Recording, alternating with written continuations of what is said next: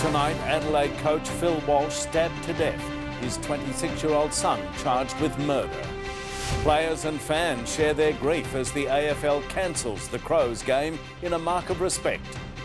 Also, 2 people killed in a horror crash in the state's northeast. A second shark attack just a few hundred metres from yesterday's mauling. An ice addict's desperate plea as Ken Lay delivers his take on the crisis. And tough new penalties for impatient drivers at level crossings. This is 9 News with Peter Hitchener. Good evening. The AFL community is tonight united in shock and disbelief at the violent death of Adelaide Crows coach Phil Walsh. The much-loved journeyman was last night stabbed to death inside his Adelaide home. His 26-year-old son charged with murder. Seb Costello begins our coverage. At a beachside Adelaide home, a murder investigation begins. Frantic detectives all too aware this tragedy will soon reverberate around the country. Police were called to the home of Phil Walsh, the Adelaide Crows coach. The 55-year-old was dead. His wife, Meredith, badly injured with stab wounds.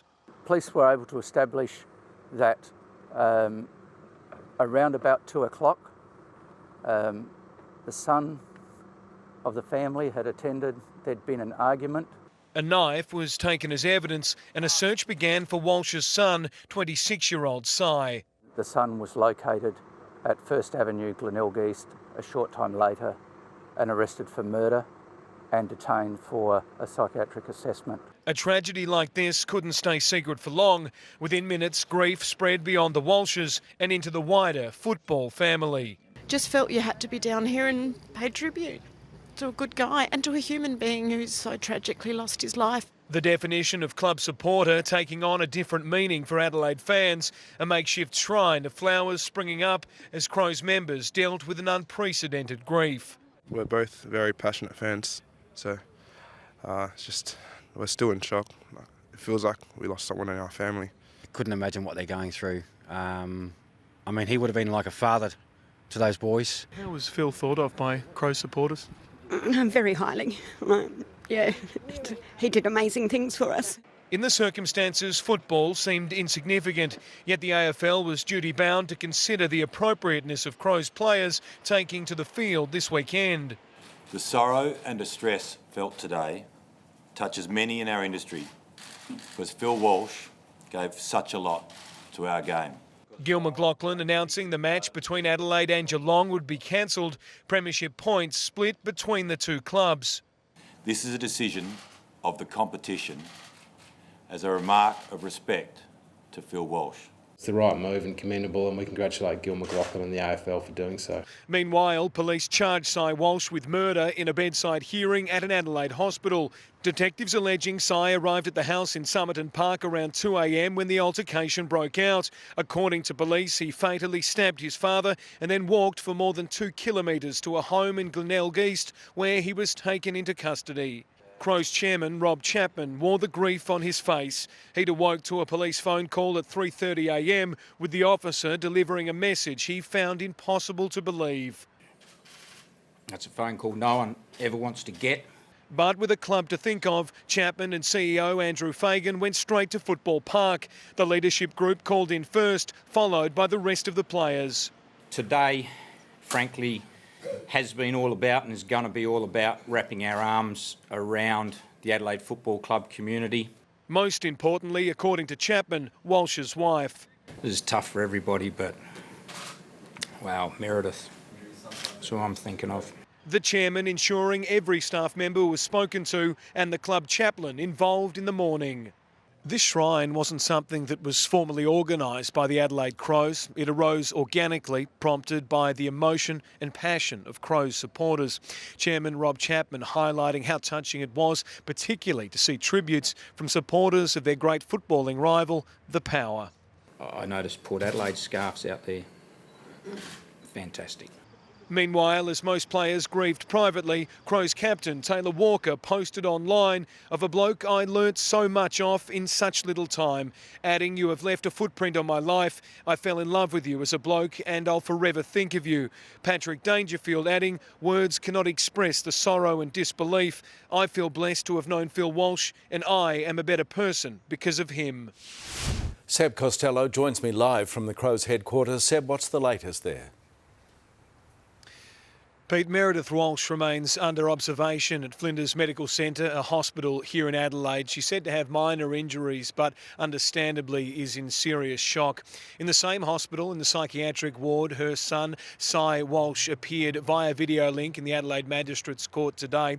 He was heavily sedated and unable to enter a bail application, so the judge remanded Cy Walsh, Pete, and he'll reappear in the Adelaide Magistrates Court in September on the charge of murder. Seb Costello reporting. The mood of AFL fans will be gauged tonight at the MCG, the ground where Phil Walsh began his career. Tony Jones is there. Tony, it must be a sombre feeling at the ground. Well, I've got to say it is, Pete, because you can read a lot of things into a lot of things, but in the time that we've been here, even though a sizable crowd is turning out for what is going to be a large match itself, there is a sombre mood. Normally for a Hawthorn-Collingwood game of this magnitude, there'd be a bit of the rah-rah going on, but there just doesn't seem to be any of that, and I think a lot of people are still sort of just in some form of shock, feeling just a little bit numb with the tragic events in Adelaide today. Now, as such, the AFL has taken a number of steps to make sure that we remember Phil Walsh, certainly right across this weekend. And at all the venues, you won't hear any of the club songs when the players come out to the ground. There won't be any banners here at the MCG tonight. There'll be a minute's silence, obviously. All the officials and the players will be wearing black armbands. There'll be a video tribute on the scoreboard. There won't be any pre-match entertainment, no half-time entertainment. At the end of the game, you won't hear the winning team's song. And the AFL has also requested of the clubs that there are no songs sung inside the rooms afterwards. And as I said, this is all as a show of respect for a man, Phil Walsh, who was quite clearly well respected. Phil Walsh fulfilled every budding footballer's dream.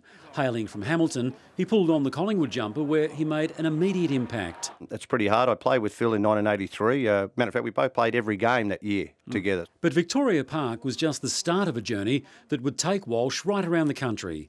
From Collingwood, he landed at Richmond as part of a controversial trade which saw Magpie fans turn on him. I've only had 1 year at the club, and it's not often that a first-year player leaves the club as early as I did. So I think, some of the things that they put forward are reasonable. However, it does upset me a little bit that, the animosity that seems to be built up quite quickly over the time, considering what I'd done at the club in 1 year. The journey then took Walsh to Brisbane with the then Bears, where he won the club's best and fairest in his first year. A teammate was Rodney Eade. He was very passionate about his footy, had strong opinions about the game, obviously very professional the way he went about preparing himself. Having retired from league football in 1990, Walsh returned to bush football, eventually ending up at Geelong as a conditioning coach. He later accepted an assistant coaching job with Port Adelaide in 1999, a lieutenant to coach Mark Williams, and a key strategist in Port's 2004 premiership.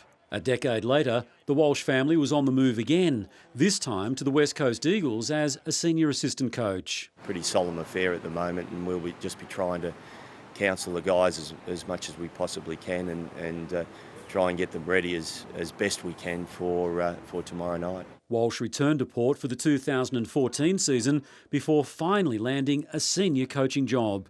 At 54, his dream had been fulfilled. Unfortunately, in 2012, on a holiday in South America with my wife and son, I got hit by a school bus, and I probably wondered there whether I'd ever get back to Australia. So I probably made a little bit of a promise to myself, if I ever did get the opportunity to interview for a senior coach's job, I'd take it. It soon became apparent, though, that Walsh's work ethic was like no coach ever before.